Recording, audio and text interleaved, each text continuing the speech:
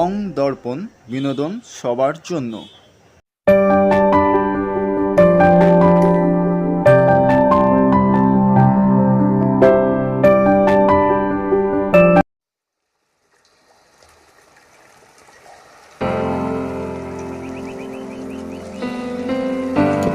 চিত্রশিল্পী বুদ্ধদেব রায় জন্মগ্রহণ করেন 16 জুলাই 1986। সেই থেকেই তিনি অমসৃণ পথ পার করে চলেছেন জীবনে। তার বাবা সুনীল চন্দ্র রায় আধ্যাত্মিকতার টানে 3 মাসের সদ্যজাত শিশুকে ছেড়ে বৃন্দাবনে চলে যান। পরবর্তীতে সংসারের টানে তিনি ফিরে আসেন। মেদিনীপুরের প্রত্যন্ত গ্রাম বারবসন্তে তার জন্ম। পরবর্তী সময়ে তিনি সেই গ্রাম ছেড়ে চলে আসেন উত্তর 24 পরগনা জেলার মফস্বল অঞ্চলের গোবরডাঙ্গাতে। বাঁশচটার বিছানায় শুয়ে তার দিন যাপন শুরু হয়। চরম দারিদ্রতার মধ্যে স্কুলে ভর্তি হন। মা গীতা রায় চরম দারিদ্রতার মধ্যে তার ছবি আঁকার জন্য রং কাগজ কিনে দিতেন। মাস্টার মশাই শ্রী চন্দন ভট্টাচার্য তার জীবনের প্রথম শিক্ষাগুরু। 2007-এ তিনি বিড়লা একাডেমিতে ভর্তি হন। 2013-তে বর্ধমান আর্ট কলেজে ভর্তি হন পেন্টিং নিয়ে। 2015-তে নতুন রূপে গুরু হিসেবে পেলেন ডক্টর বিনোদ মুখার্জিকে। দীর্ঘ 10 বছর তার কাছে চিত্রশিল্পের পাঠ নিতে শুরু করেন। ওনার দেখানো পথেই চিত্রশিল্প চর্চার এক নতুন যাত্রা শুরু করেন আজকের চিত্রশিল্পী বুদ্ধদেব রায়।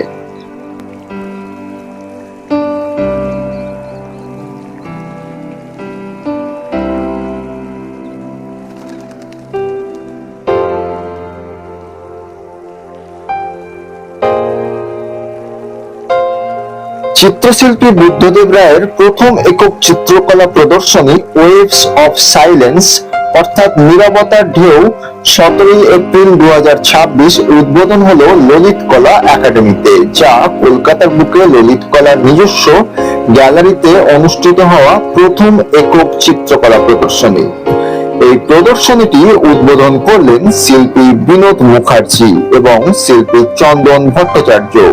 এছাড়া উপস্থিত ছিলেন ডক্টর রাহাস কুমার মহন্ত, প্রমোদ বড়ুয়া, অধ্যাপক বিনায়ক ভট্টাচার্য, আশিস চট্টোপাধ্যায় প্রমুখ ব্যক্তিত্ব। প্রদর্শনীটি চলবে 23 এপ্রিল 2026 পর্যন্ত, প্রতিদিন সকাল 11টা থেকে সন্ধ্যে 7টা।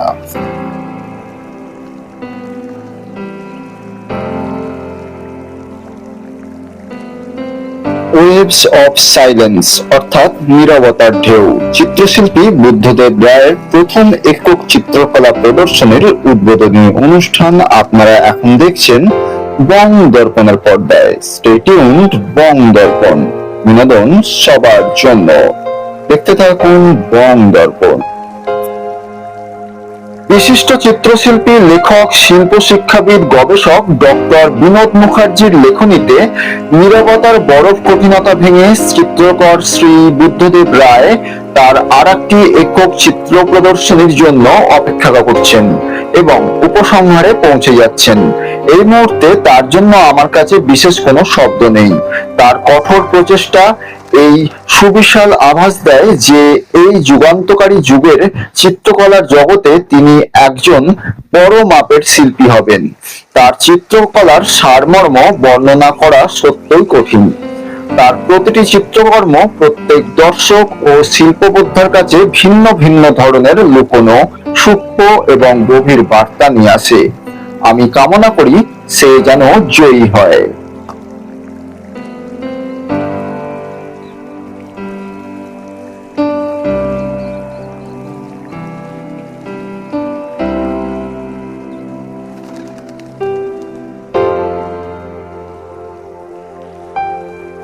শিল্প শিক্ষাবিদ, লেখক, ঐতিহাসিক এবং সমালোচক ডক্টর নন্দিনী ঘোষের লেখনীতে নীরবতার ঢেউ, ওয়েভস অফ সাইলেন্স। বুদ্ধদেব রায়ের স্বসম্পাদিত চিত্র প্রদর্শনীতে তার নিজের শিল্পকর্মগুলি প্রদর্শিত হয়েছে, যা তিনি অবসরে মনের প্রতিফলন হিসাবে সৃষ্টি করেছেন। শিল্প জগতে তিনি তরুণ এবং নিজেকে এখনো অপরিণত মনে করেন। রায় মূলত স্বশিক্ষিত, তবে তিনি এক মননশীল এবং ব্যতিক্রমীভাবে সক্রিয় সৃজনশীল মনের অধিকারী। রায়ের শিল্পকর্মগুলো মূলত মনোজগৎ, সুখ দুঃখের মধ্যে দিয়ে জীবনের মুখোমুখি হওয়ার সময় কল্পনা থেকে উৎসারিত মনোরম চিত্রকল্প। এই চিত্রগুলো প্রায়শই খণ্ডিত, কিন্তু এমনও সময় আসে যখন দীর্ঘস্থায়ী, স্থির ও অবিরাম কম্পমান ধারার মতো রং একের পর এক ক্যানভাসকে অবিরাম ভরিয়ে তোলে, উজ্জ্বল অথচ সূক্ষ্ম রঙে, যা প্রায় বৈপরীত্যের এক চিহ্নের মতো। ছবি আঁকার ক্ষেত্রে শিল্পী অর্ধ বিমূর্ত ভাষা বেছে নিয়েছেন। তিনি কোনো নির্দিষ্ট প্রতীকী চিত্রকল্প বেছে নেননি। সরাসরি কোনো মানুষের উপস্থিতি চোখে পড়ে না, পরিবর্তে পড়া বাস্তবতার এক ছোঁয়া লক্ষ্য করা যায়, যা এক সাধারণ রহস্যবাদের সাথে মিশে যায়। এটি ক্যানভাসে তার অভিব্যক্তিকে ফুটিয়ে তোলে, ছবির দিকে তাকিয়ে থাকা দর্শকের অন্তরের অনুভূতির সাথে একাত্ম করে। দর্শক সেই নীরব কণ্ঠস্বর শোনার চেষ্টা করেন, যা আমাদের প্রত্যেকের ভেতরে থাকা সেই স্তব্ধ ও নিস্তব্ধ সত্তার সাথে একাত্ম। গীতময় সঙ্গীতের ধারায় মর্মস্পর্শী রায়ের চিত্রকর্মের ছবিগুলো যেন ঢেউয়ের মতো, যা কেবল চিত্রকরেরই নয়, বরং যে কোনো ধরনের সমালোচনামূলক দৃষ্টিতে তা উপভোগকারী প্রতিটি মনের নীরবতাও ভেঙে দেয়। আলো ও অন্ধকার, বৈপরীত্য ও রঙের স্পন্দন, বক্ররেখা, সবকিছুই যেন অসীম সীমানার কথা বলে। তবে এই অসীমতার প্রকাশভঙ্গি সুচিন্তিত এবং চিত্রাঙ্কনে ছবির ফ্রেমের সীমানাকে ভুলে যায় না।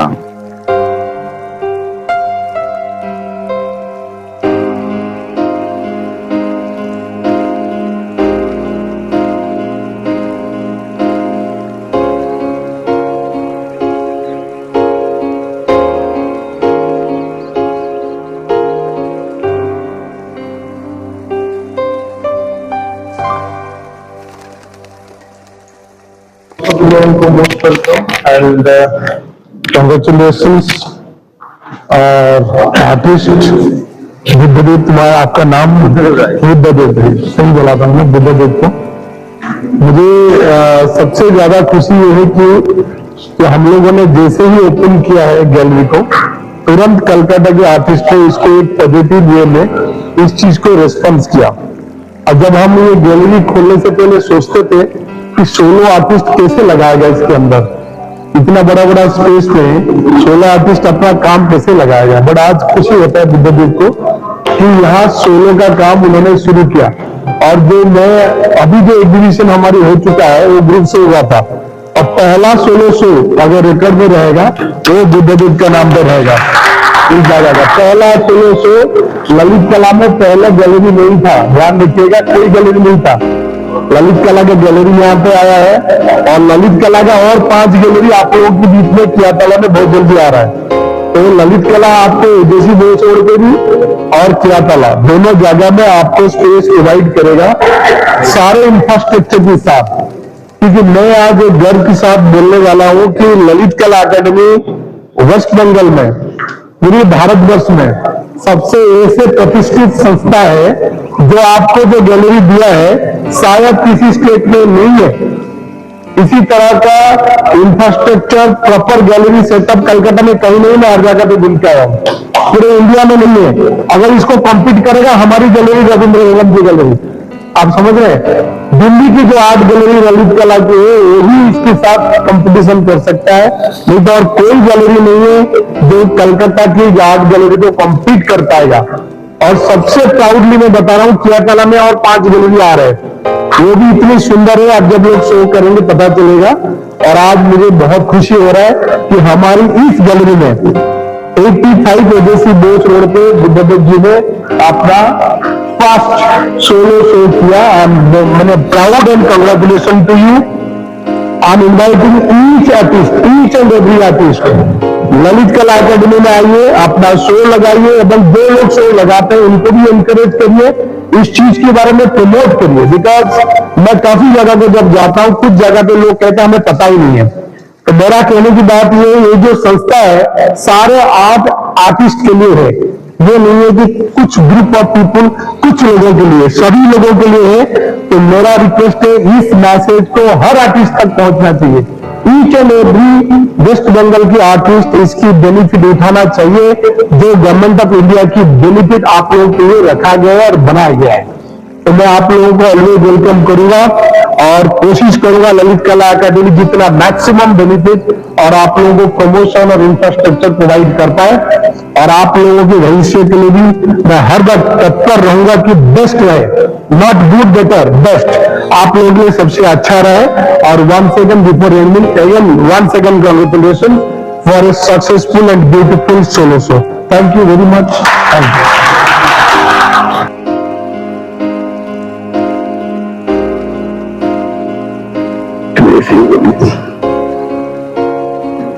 খুব ভালো লাগছে এরকম একটা সোলো শো যেটা ললিত কলা একাডেমি উপহার দিচ্ছে আমাদেরকে, এবং মহেন্দ্রবাবু এবং আমার সাথে পরিচয় হয়েছে এর আগে ওনার সাথে, এবং এই দাদার সাথেও পরিচয় হয়েছে, দেখা হয়েছিল আমাদের। তো আমরা এসেছিলাম। তো এক্ষুনি যেটা বলার যে বুদ্ধদেব রায় ও যে প্রচেষ্টাটা করেছে সেটা অতুলনীয় প্রচেষ্টা, এবং সাহস করে ললিত কলায় এসে এক্সিবিশন করা, এবং যেটা রবীন্দ্র ভবনের সঙ্গে সত্যি এই হলের একটা তুলনা করা যায়, এবং ডিসপ্লে ওর যে পরিবেশনা, সেই পরিবেশনা অত্যন্ত পরিচ্ছন্ন একটি পরিবেশনা হয়েছে, যেটাতে বোঝা যায় যে ও কোন ভাবে ভাবতে চাইছে। এবার যেই কথাটা সব থেকে আমার কাছে খুব গুরুত্বপূর্ণ, নাম বুদ্ধদেব, এই বুদ্ধদেবের নামের সাথে ছবির একটা সম্পর্ক আছে। সেই সম্পর্কটা যদি আমি মানে এশিয়া, সাউথ এশিয়ার কথাটা বলি, এবং আমরা তারই অংশীদার সব থেকে বেশি, তার সূত্র ধরে একটা মানে গ্রন্থন বা একটা গ্রন্থনা তৈরি করার যে প্রচেষ্টা, সেটা অপূর্ব। এবং এখানে ওর কাজ যে কথাটা বলে আমার দেখে যা মনে হয়েছে সেটা হচ্ছে যে এই অভূতপূর্ব গতির সময়ে, যে সময়ে মানুষ 1 মিনিটও সময় কাউকে দিতে রাজি নয়, সেই সময়ে ও তার রেখার বুনটের মাধ্যমে, রঙের বুনটের মাধ্যমে, রঙের যে লেয়ার রয়েছে সেই লেয়ারের মাধ্যমে ও তার রূপদান করেছে। এবং একটা অদ্ভুত ভাবে যে আমাদের প্রত্যেকটা শিল্পীরই একটা সময়কে চ্যালেঞ্জ জানানোর ব্যাপারটাকে একটা প্রতিবাদী ভূমিকা থাকে, যে আমি এত গতিশীল সময়ের মধ্যে আমি কি করে মনোনিবেশ করব, সেই মনোনিবেশ করার একটা গতিপথ যেন ওর কাজের মধ্যে খুব সুন্দরভাবে আনারও চেষ্টা করেছে। আস্তে আস্তে এটা আরো শ্রীবৃদ্ধি ঘটবে। আমি একটু মেনশন করেই বলছি, এখানে একটু কর্নারে, আমার একদম কর্নারে যে কাজটি আছে ড্রয়িং হিসেবে এই কাজটি খুব ভালো লেগেছে। পরবর্তীকালে আমি চেষ্টা করবো সেটা সংগ্রহ করা। এবং এছাড়া যে অ্যাক্রিলিকে যে কাজগুলো রয়েছে সেই কাজগুলোর মধ্যে ও যে অন্তর্লীন হওয়ার একটা প্রচেষ্টা, সেই প্রচেষ্টার দিক থেকে, এবং আমি যদি বলি যে বুদ্ধের বাণী হিসেবে হোক, বুদ্ধের যে ধারণা হিসেবে হোক, বুদ্ধ যে শান্তির কথা বলেছিলেন সেই জায়গা থেকে হোক, যতটুকু আমরা জাপান, চায়না বা কোরিয়া বা এই সমস্ত সাউথ এশিয়ার দেশগুলোকে দেখতে পাই, সেই দেশগুলোর যে রেখা এবং রঙের প্রক্রিয়া, সেই রঙের তার থেকে কিছুটা আলাদা হলেও এখানে যেমন ইউরোপেরও কিছু প্রভাব ওর কাজের মধ্যে রয়েছে, এবং আমেরিকান অ্যাবস্ট্রাক্ট এক্সপ্রেশনিজমের কিছু কিছু প্রভাব আছে।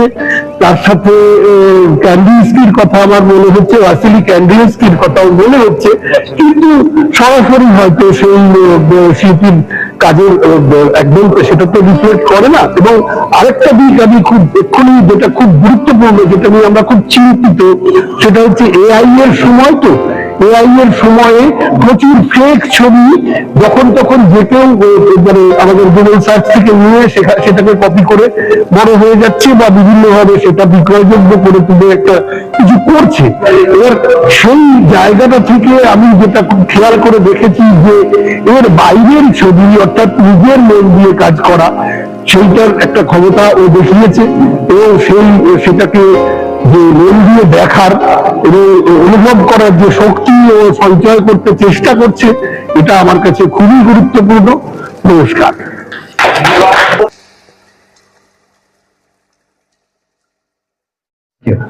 सबसे पहले उपस्थित सभी गेस्ट को मेरी तरफ से बहुत बहुत प्रणाम। और अच्छा लग रहा है, हम लोग खेती किए थे, हाल चलाए थे, आज फूल खिल रहे हैं वहां पे, तो अच्छा लगता है। और सबसे पहले आपको बहुत बहुत शुभकामनाएं। बहुत सुंदर एग्जीबिशन और बहुत ही अच्छा, जैसे हमारे सेक्रेटरी सर ने बोला कि मतलब एक सोलो शो बहुत अच्छा तरीके से आपने किया है। बहुत अच्छा काम, डिस्प्ले यहाँ पे ड्राइंग भी है, पेंटिंग्स भी है, सब है। और ऐसे एक इतना अच्छे तरीके से डिस्प्ले भी हुआ है।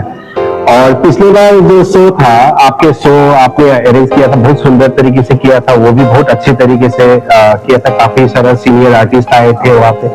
तो उस टाइम में हम खेती कर रहे थे और आज अनाज आज मतलब ये उगा है और अच्छा लगता है। उस टाइम में मैंने बोला था कि बहुत अच्छा हमारा आर्ट गैलरी बन रहा है वहां पे, बहुत आप लोगों को बहुत अच्छे ये माहौल मिलेगा यहाँ पे। और सबसे अच्छी बात यहाँ पे ये है कि यहाँ पे हर कलाकार कार्य भी करते हैं अलग अलग विभाग में, और साथ में एग्जीबिशन के लिए भी गैलरी है। हर सप्ताह एक नया नया शो यहाँ पे लगे रहेगा और नया नया आर्टिस्ट के साथ, नया नया लोगों के साथ, अलग अलग जगह के लोगों के साथ हमारा मुलाकातें हमेशा होते रहेगा। ये एक हमारे लिए बहुत बढ़िया चीज है। और साथ में जैसे बोला कि अभी हमारा क्रिया तालाब में भी हमने थोड़ा ट्रेडिशनल टाइप से बहुत अच्छे तरीके से हमने वहां पे भी गैलरी का निर्माण चल रहा है, गैलरी का काम चल रहा है और बहुत जल्दी ही वहां पे भी ओपन होगा। और वहां पे बहुत कम इससे मतलब बहुत कम पैसे में आप गैलरी बुक कर सकते हैं, जो मतलब कि कोई भी वहां पे कर सकते हैं। जैसे यहाँ पे थोड़ा सा स्पेस बड़ा है, जिसको बड़ा शो करना है तो यहाँ पे कर सकते हैं, किसी को छोटा काम शो करना है तो वहां पे भी कर सकते हैं। तो हम सभी कलाकारों का जिस तरीके से मतलब जरूरत है उस तरीके को देखते हुए हम लोग, जैसे सर, हम लोग सभी लोग बैठ के बहुत प्रयास किया है कि यहाँ के लिए कुछ करें, कुछ अच्छा हो, और आज वो दिखाई पड़ रहा है आप लोगों के माध्यम से। तो बहुत बहुत धन्यवाद आपको, फिर से धन्यवाद। आप बहुत जुझारू हैं, मुझे पहले ही लगा था कि ये आप मतलब कर सकते हैं। कोई भी चीज को अगर रेगुलरली करते रहते हैं ना तो बहुत सारा चीजें निखर के आता है और ये आपके काम में दिखाई पड़ता है। पहले तो एक दो काम ही दिखाई पड़ रहा था, लेकिन अभी मुझे आपका पूरा काम दिखाई पड़ रहा है, मतलब दिखाई पड़ रहे हो। तो ऐसे ही आप क्या है करते रहो।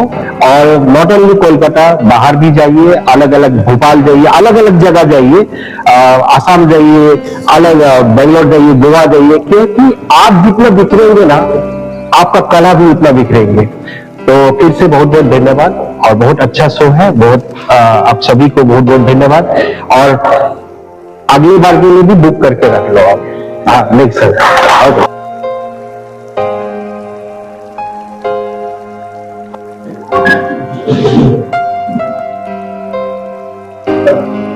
বুদ্ধ তখন খুব ছোট ছোট আসতো, ওই ছোট ছোট কাজ দেখেছি। তাদের একটা চেষ্টা ছিল, ও খুব বড় লোক ঘরের ছেলে না, কষ্ট করেছে ছোটবেলা থেকে। ওকে যখনই বলতাম তুই এটা পারবি, কিন্তু কোনোদিন লাগা বলেনি। যতটুকু পেরেছে চেষ্টা করেছে। তখন থেকে আমার একটা আশা ছিল যে বুদ্ধ একদিন হয়তো কিছু করতে পারবে। এবং শত কষ্টের মধ্যে ছবি করতে বুদ্ধ কখনো ভুলেনি। বহু কষ্ট গেছে বুদ্ধ। আজ এত বড় একটা জায়গায় বুদ্ধকে দেখে আমার ভীষণ আনন্দ হচ্ছে। সন্তান যেমন ভালো কাজ করলে और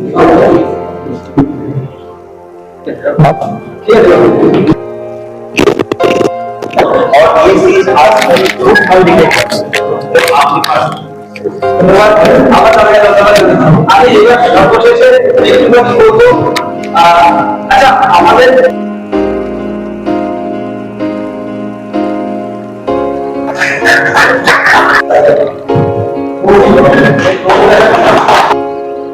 আপনাকে আমি যখন ছোট ছিলাম স্যারের হাত ধরে কাকুর বলি ছোটবেলা থেকে কাকুরওয়ালা অভ্যাস এখনো যায়নি। আর তারপরে আমি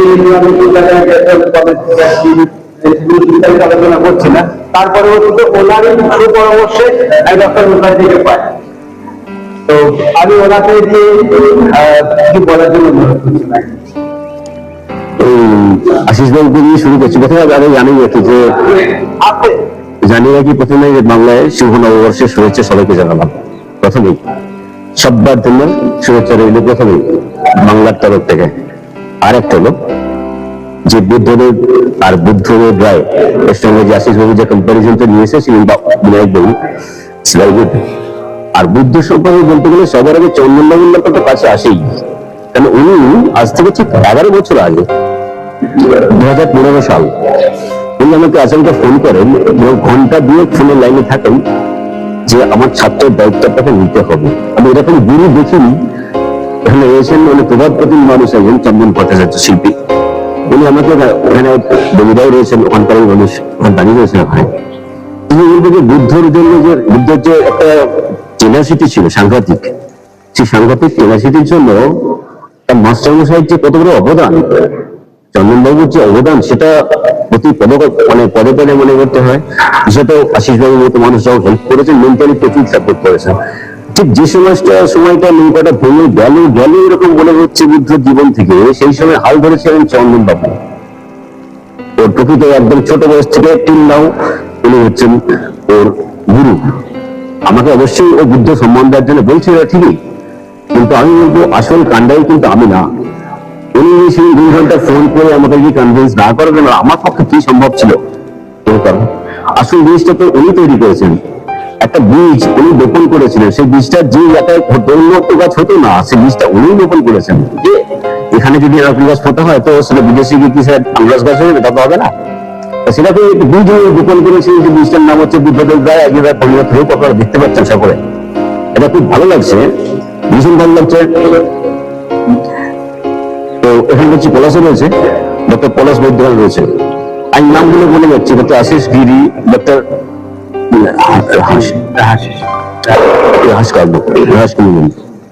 এখানে যারা যারা রয়েছেন উপস্থিত সকল নাম আমরা এই মুহূর্তে হয়তো মনে করা সম্ভব হবে না, বা দেখে দেখে বলা আমার অভ্যাস নেই।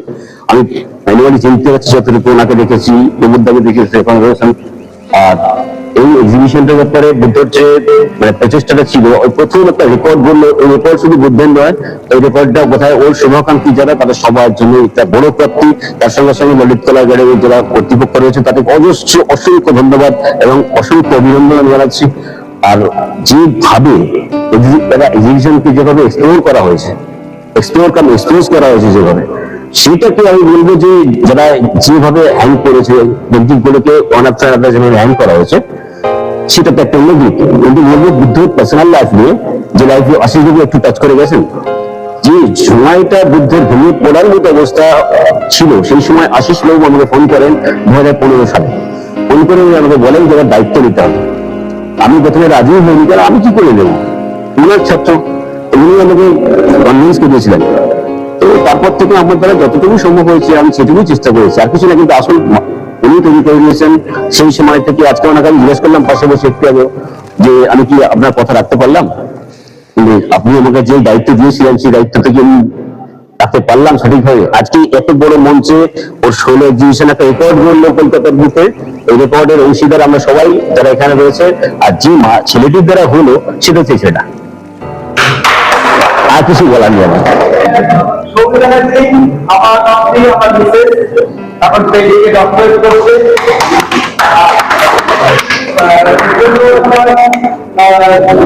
সম্মান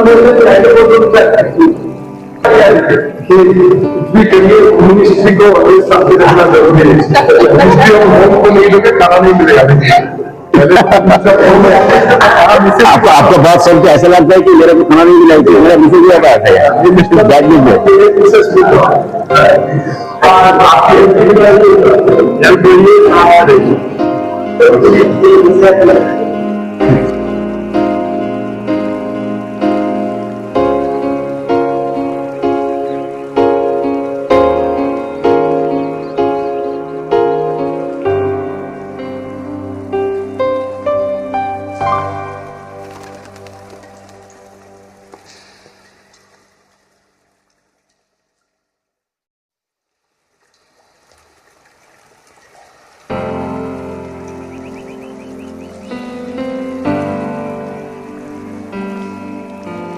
আমি বিনায়ক ভট্টাচার্য, আমি বর্ধমানের কলেজ অফ আর্ট এন্ড ডিজাইনে চিত্রকলা বিভাগে অধ্যাপনা করছি। আমার সাথে বুদ্ধদেবের পরিচয় অন্তত পক্ষে 10-12 বছরের। এবার ও আমাদের কলেজে 1 বছর পড়েছিল, কিন্তু বিভিন্ন পরিস্থিতির কারণে এখনো মানে ও সেটাকে কন্টিনিউ করতে পারেনি, সেটা নাই পারতে পারে। এবার কিন্তু ওর মধ্যে যে জোর দেখেছি বা যে ইচ্ছে শক্তি, সেই ইচ্ছে শক্তিটা তো বিরল অবশ্যই। এই কারণেই বিরল কারণ আমরা বড্ড বেশি তাড়াতাড়ি কিছু করে ফেলতে চাই। সেই তাড়াতাড়ি করে ফেলার জন্য যে প্রক্রিয়াগুলো আছে, সেই প্রক্রিয়াগুলো থেকে ও নিজেকে কিছুটা দূরে রাখতে পেরেছে। অবশ্যই ওর স্ত্রী শর্মীর সহযোগিতা আছে সেখানে, এবার সেটাও কম বড় কথা নয়, কারণ এবং তার শ্বশুরমশাইয়ের কথাও আমি জানি যে যথেষ্ট সহযোগিতা করেছে। এবং এই যে মানে একদম একা পড়ে যাওয়ার ফলেও যে সহযোগী মনোভাব আমাদের মফস্বল শহরগুলোতে এখনো পর্যন্ত আছে, কারণ আমি নিজে বহুদিন দিল্লিতে থেকেছিলাম, আবার আমি অসংখ্য করে ফিরে এসেছি, কিন্তু আমি দেখেছি যে মফস্বল শহরে এখনো পর্যন্ত পাশে দাঁড়ানোর মানুষ এবং যে সমস্ত মানুষদেরকে কৃতজ্ঞতা জানালো আজকে, তারা অনেকেই ওর হয়তো সমবয়সী এবং তারপরেও তারা যেভাবে ওকে সহযোগিতা করেছে, এই সহযোগিতাটা না পেলেও হয়তো এই প্রদর্শনী করা ওর পক্ষে সম্ভব হতো না। কাজেই এবং ওর যে পরিবেশনা, সেই পরিবেশনা অসম্ভব গ্রহণযোগ্য একটি আন্তর্জাতিক মানের পরিবেশনা। এবং যদিও আমার কাজ সম্বন্ধে যেটা বলতে আমি আগ্রহী, সেই জায়গাটা হচ্ছে যে ও যে এই কালো সাদা যে কাজ করেছে, সেখানে কাগজটা সাদা এবং কালো কালির ব্যবহার রয়েছে। সেই কালো কালির ব্যবহারের ক্ষেত্রে সব কাজই যে খুব উচ্চ মানের তা মনে হয়নি আমার, তবে 2-1টি কাজ যথেষ্ট উচ্চমানের। এখানে রবীন্দ্রনাথের একটা গানের লাইন আমি একটু ব্যবহার করছি যে সাদা কালোর দ্বন্দ্বে কি ওই ছন্দে নানান রং লাগে, রূপসাগরে ঢেউ লাগে। এই রূপসাগরে ঢেউ লাগার যে মনের তাড়না এবং লাগানোর যে মনের তাড়না, সেই লাগানোর মনের তাড়নাটা বড্ড কমে আসছে সমাজে। সেই কমতি অবস্থানেই দাঁড়িয়ে বুদ্ধদেবের কাজ যথেষ্ট গুরুত্বপূর্ণ। ও মনোনিবেশ করছে, ও চেষ্টা করছে একটা মনঃসংযোগের, অত্যন্ত শান্ত থেকে। আজকে বিশ্ব পরিস্থিতি খুব একটা সুবিধাজনক নয়, আমরা জানি যে যুদ্ধকালীন একটা অবস্থা চলছে, ইরাক, ইরান বা ইসরায়েল যে সমস্ত ঘটনাগুলো ঘটাচ্ছে, সেই ঘটনার পরিপ্রেক্ষিতে ওর কাজের মধ্যে ও একটা প্রশান্তি আনার চেষ্টা করেছে। একটা জ্যামিতিক বিভাজন রয়েছে কাজের মধ্যে, বহু কাজের মধ্যে কখনো কখনো সামান্য একটা আবছা উপস্থিতি আমি গগনেন্দ্রনাথের অনুভব করেছি। আমি অনুভব করেছি ভাসিলি ক্যান্ডিলস্কি, রাশিয়ান আর্টিস্ট, যিনি অ্যাবস্ট্রাকশনের একটা জায়গায় উনি পৌঁছেছিলেন, তার একটা উপস্থিতি অনুভব করেছি। এর সাথে রবীন্দ্রনাথের যে রেখা ধর্মী ছবি, অর্থাৎ পাণ্ডুলিপির পরবর্তী যে অধ্যায়, সেই রেখাধর্মী কালো সাদার ছবির যে গুরুত্ব, সেই গুরুত্বটাকেও করার চেষ্টা করছে। সেটাকে আরো ফলপ্রসূ করে তুলতে হবে, কারণ কাগজের সঙ্গে কালির যে সম্পর্ক এবং কালো যে শব্দটা এবং কালো কালির যে ইঙ্গিতবাহী ধারণা এবং প্রতীকী ধারণা, সেই প্রতীকী ধারণায় পৌঁছতে আরো সময় লাগবে, কিন্তু ও একটা অদম্য চেষ্টা করে যাচ্ছে। সেই চেষ্টাটার নিশ্চয়ই সুফল আরো আরো বেশ কিছুদিন সময় লাগতে পারে, কিন্তু ও করেছে। এখন শিল্প হচ্ছে একটা প্রবাহমান প্রক্রিয়া, শিল্প চর্চাটা, সেই শিল্প চর্চার প্রক্রিয়ার মধ্যে এই মুহূর্তে সবাই ভীষণভাবে তাড়াতাড়ি কিছু করে ফেলতে চায়, বা আমরা সবাই ওই জায়গায় যে আমার এক্ষুনি একটা বিরাট প্রতিষ্ঠা চাই, আমার একটা বিরাট কিছু হয়ে যেতে হবে, এই জায়গার এই এই এই অবস্থান থেকে, এবং সেখানে আমরা অবশ্যই যে প্রযুক্তি বা কম্পিউটার বা এর সাথে এআই এর সাহায্য নিতে গিয়ে আমরা কখন যেন নিজের মনের অনুপস্থিতি তৈরি করে ফেলছি। মনটাই আর না নেই, তাহলে কম্পিউটার দিয়েই বা কি হবে? আর আমার যদি শ্রদ্ধা, ভালোবাসা, স্নেহ, প্রেম, দয়া, মায়া, মমতা, শব্দ, গন্ধ, স্পর্শ এগুলো যদি ছবিতে না থাকে, তাহলে থাকবেটা কি? সে যে টেকনিক্যাল যাই থাকুক না কেন, টেকনিকটা বড় কথা নয়, টেকনিকটা নিশ্চয়ই শিল্পীকে আয়ত্ত করতে হয় ঠিকই, কিন্তু শিল্পীর সব থেকে বেশি প্রয়োজন সেটা হচ্ছে মনটাকে তৈরি করার জন্য সে সারা জীবন চেষ্টা করে, এবং সে সেই সারা জীবনে সেটা নাও ঘটতে পারে। অনেক ক্ষেত্রেই আমরা এই অসমর্থ হয়ে উঠি। আমার নাম সৌমি ব্যানার্জি। কলা একাডেমি একক চিত্র প্রদর্শনী, চিত্রশিল্পী শ্রী বুদ্ধদেব রায়। ওনার জার্নিটা আমি খুব কাছ থেকেই দেখি, কারণ ওনার সাথে আমার দীর্ঘ 12 বছরের জার্নি, বিবাহিত জীবনের জার্নি, পাশাপাশি শিল্প জগতের শিল্প চর্চারও জার্নি একসাথে, এবং সামনে থেকে ওনার শিল্প চর্চা দেখা এবং শিল্প চর্চার যে যাত্রা সেটা সামনে থেকে চাক্ষুষ করছি, এবং ওনার জীবনযাত্রার যে ওঠাপড়া, এই ওঠাপড়ার বিভিন্ন দিক, বিভিন্ন সময় তাকে গড়ে উঠতে দেখা, গড়ে তুলতে দেখা। ওনার আজকে যে চিত্র প্রদর্শনী, একক চিত্র প্রদর্শনী হচ্ছে, সেটি একদমই প্রথম একক চিত্র প্রদর্শনী। পাশাপাশি ললিত কলা একাডেমিরও এটি প্রথম একক চিত্র প্রদর্শনী। ওনার চিত্র প্রদর্শনীর নাম নীরব অনুভূতি, এবং যা নীরব একটি স্রোতের মতো বয়ে চলেছে। আগামী দিনেও আশা করি এই চিত্রের যে চিত্রশিল্পের চর্চার যে স্রোত, যে ভাবনার যে স্রোত, তা আগামী দিনেও বয়ে চলবে এবং এক অন্য মাত্রায় গিয়ে স্থান পাবে আশা করি। ওনার নিজস্ব কিছু কথা উনি ওনার চিত্র প্রদর্শনী সম্পর্কে উনি বলেছেন, আমি সেটা একটু পাঠ করে শোনাতে চাই। নীরব অনুভূতি। সময়টা তখন 16 জুলাই 1986। পৃথিবীতে ভূমিষ্ঠ হওয়ার মুহূর্ত থেকে আজ পর্যন্ত বোধহয় কোনো সরল রেখার উপর দিয়ে আমার হাঁটার পথ প্রশস্ত হয়নি। প্রতিটা মুহূর্তে একটি বক্ররেখার উপর দিয়ে অমসৃণ পিচ্ছিল পথ ধরে হেঁটে চলেছি এখন। শিশু অবস্থার কথা খুব একটা মনে নেই, তবে মায়ের কাছে শোনা গল্পের বলে উঠেতে যা মনে হয়, শিশু অবস্থা থেকেই চরম দুর্দশা আমাকে ঘিরে ধরে।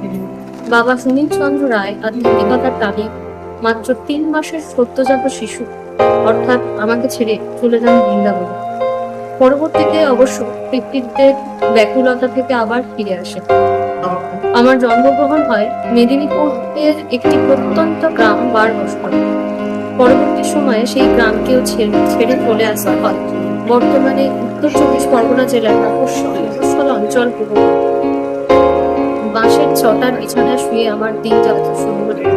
চরম দারিদ্রতার মধ্যেও আমাকে প্রাইমারি স্কুলে ভর্তি করে দেওয়া। সেই সময় চরম দুর্দশার মধ্যেও জেদ ধরে বসলাম ছবি। মা গীতা রায় বাড়ির দুধ বেচা, নারকেল গাছের পাতার কাঠি বিক্রি করে সেই পয়সা দিয়ে রং কাগজ কিনে নিতেন। আমার মাস্টারমশাই শ্রী চন্দন ভট্টাচার্য মহাশয় দীর্ঘদিন প্রায় বিনা বেতনেই আমাকে ছবি আঁকা শিখিয়েছেন। পরবর্তী সময়ে আর্ট কলেজে ভর্তি হওয়ার জন্য প্রস্তুতি নিতে শুরু। 2007 সালে বিড়লা একাডেমি আর্ট অ্যান্ড কালচারে ভর্তি হই। ভাগ্যের পরিহাসে মর্মান্তিক দুর্ঘটনায় আমার জীবনে নেমে আসে চরম অবসান বর্ষে। জীবন মরণ পরিস্থিতিতে আমার এখানে আর পড়াটা শেষ হয়নি। দীর্ঘদিন বিছানার শয্যাশায়ী থেকেও নিরলস ভাবে চিত্রশিল্পের অনুশীলন চালিয়ে গেছি। পড়াশোনা করতে করতে জীবনে আবার চরম মর্মান্তিক ঘটনার সম্মুখীন হই। চরম অর্থ সংকটের মধ্যে বাবা ও মা দুজনে পরলোক নিঃসঙ্গ হয়ে এই কলেজে পড়াশোনা আর্থিক ভার বহন করতে না পারে কলেজের পাঠ শেষ করতে পারে। তবুও শিল্পের ব্যাকরণ টানে অনুশীলন চালানো থাকেনি আজ পর্যন্ত। 2015 সালে নতুন রূপে পেলাম গুরু হিসেবে ডক্টর বিনোদ মুখার্জি মহাশয়, যার কাছে দীর্ঘ 10 বছর নির্লিপ্তভাবে আমি চিত্রশিল্পের পাঠ নিতে শুরু করি। ওনার দেখানো পথ ধরে চিত্রশিল্প চর্চার এক নতুন যাত্রাপথ শুরু হয়।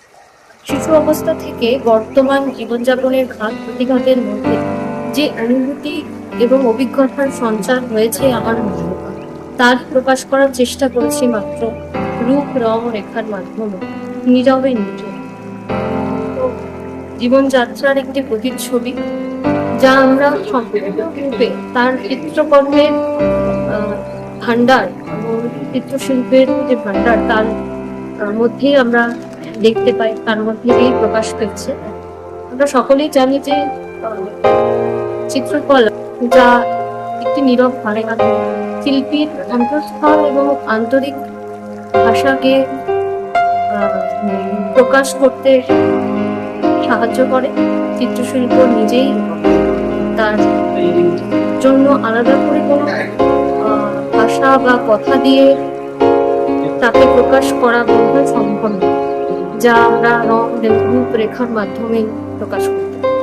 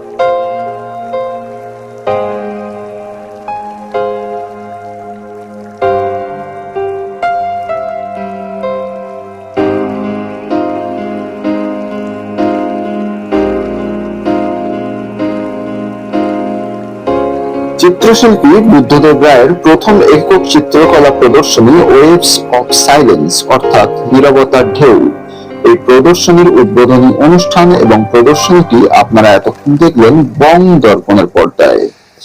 দেখতে থাকুন বং দর্পণ, বিনোদন সবার জন্য। রিপোর্ট বং দর্পণ, কলকাতা।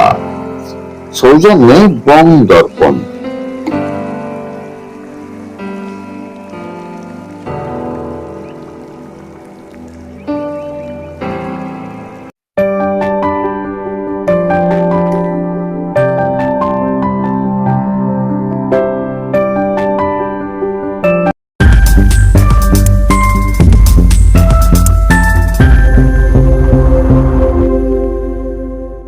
বং দর্পণ, বিনোদন সবার জন্য।